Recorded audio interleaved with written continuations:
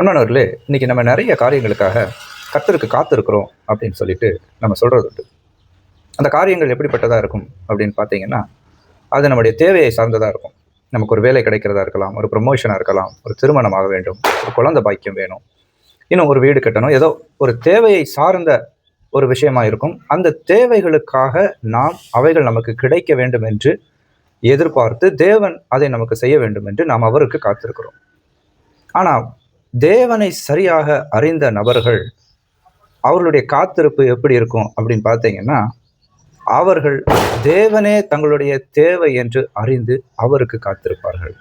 அவர் தான் எனக்கு வேணும், என் தேவையெல்லாம் அவர் பார்த்துக்குவார், எனக்கு அவர் வேணும்னு சொல்லி சரியாக அவருக்கு காத்திருப்பார்கள். அவர் நமக்கு என்ன செய்திருக்கிறார், அவர் தம்முடைய குமாரனையே நமக்காக கொடுத்து, அதாவது எல்லாவற்றையும் நமக்காக கொடுத்து நம்மை மீட்டிருக்க, என்னுடைய தேவையே அவர் தான், அவர் என்னுடைய எல்லாவற்றையும் பார்த்து கொள்வார், அவர் எனக்கு போதும்னு சரியாக வேதத்தை நிதானித்தவர்கள், சரியாக தேவனை அறிந்தவர்கள் இப்படி தேவனுக்காக காத்திருப்பார்கள். தேவன் எனக்கு போதும், சில காரியங்கள் இல்லாவிட்டாலும், நான் எதிர்பார்த்த காரியங்கள் எனக்கு கிடைக்காவிட்டாலும் எனக்கு தேவன் போதும், அவருடைய ஐக்கியம் எனக்கு போதும்னு சொல்லி அவருக்கு காத்திருப்பார்கள். அவர்கள் கழுகுகளைப் போல சட்டைகளை அடித்து எழும்பி அவர்கள் நடந்தாலும் இளைப்படையார்கள், ஓடினாலும் அவர்கள் சோர்ந்து போக மாட்டார்.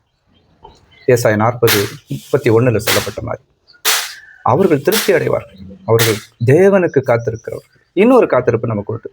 நாமளே சில காரியங்களை ஃபிக்ஸ் பண்ணிடுவோம். இது எனக்கு நடக்கணும், நான் இதெல்லாம் செய்ய போகிறேன், இது ப்ராப்பராக நடக்கணும், இது சக்ஸஸ்ஃபுல்லாக முடியணும்னு சொல்லிட்டு நாம் தேவனுக்கு காத்திருப்போம்.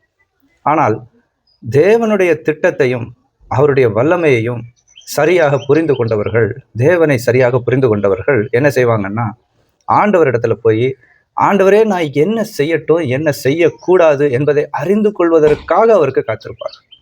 அந்த காரியங்கள் கண்டிப்பாக தேவனால் வாய்க்க பண்ணப்படும்.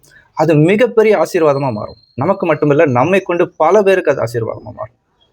ஆகவே அன்பானவர்களே, நம்முடைய தேவை தேவன் தான். நாம் ஒரு காரியத்தை நிர்ணயித்து செய்யணும்னு நம்ம அவருக்கு காத்திருக்கோம்னா அதை தள்ளிட்டு தேவன் நமக்கு என்ன நியமித்திருக்கிறார், நம்முடைய வாழ்க்கைக்கு அவர் வைத்திருக்கிற உன்னதமான திட்டம் என்ன, நம்மை கொண்டு அவர் என்ன செய்ய விரும்புகிறார் அப்படின்றத நாம் புரிந்து கொண்டவர்களாய், ஆண்டவரே நான் என்ன செய்யட்டும், அதை அறிந்து கொள்ளும்படி நான் நமக்கு காத்திருக்கிறேன்னு சொல்லி நம்ம அர்ப்பணிப்போம். God bless you.